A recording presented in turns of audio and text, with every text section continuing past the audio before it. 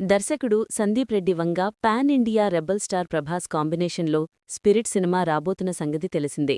ఈ సినిమాపై అంచనాలు కూడా భారీగా ఉన్నాయి. ప్రభాస్ను సందీప్ ఎలా చూపిస్తాడా అనే ఉత్కంఠ డార్లింగ్ అభిమానుల్లోనే కాదు, మొత్తం సినీప్రియుల్లోనే నెలకొంది. కొరియాకు చెందిన విలన్ డాన్ లీని రంగంలోకి దింపుతున్నాడు. 2 భీకర విగ్రహాలు హోరాహోరీగా కొట్టుకుంటే ఎలా ఉంటుందో చూడాలంటే స్పిరిట్ చూస్తే సరిపోతుందని యాక్షన్ ప్రియులు అభిప్రాయపడుతున్నారు. తాజాగా సందీప్ రెడ్డి వంగ సంచలన ప్రకటన చేశారు.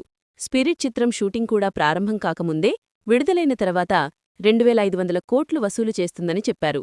దీంతో ఈ సినిమా కథపై ఆయనకు ఎంత ఆత్మవిశ్వాసం ఉందో అర్థమవుతోంది. సందీప్ ప్రకటనతో డార్లింగ్ అభిమానులు ఖుషీ అవుతున్నారు. ఇప్పటివరకు దేశంలో అత్యధిక కలెక్షన్లు సాధించిన సినిమాగా బాహుబలి నిలిచింది. దీని తర్వాత పుష్ప అంటున్నారు కానీ అవి వాస్తవ కలెక్షన్లా లేదంటే నిజమా అనే దాంట్లో స్పష్టత లేదు.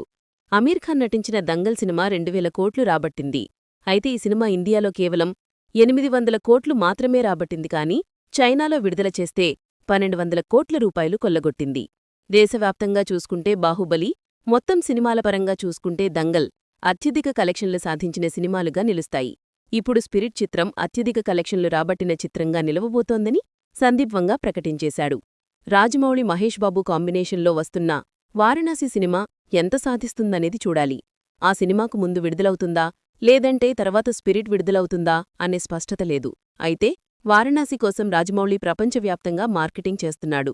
మొత్తం మీద ఈ సినిమా 10,000 కోట్ల కలెక్షన్లు రాబట్టాలనేది టార్గెట్గా పెట్టుకున్నట్లు అర్థమవుతోంది. చూడాలి స్పిరిట్ వారణాసి ఎంత కలెక్షన్లు రాబడతాయనేది.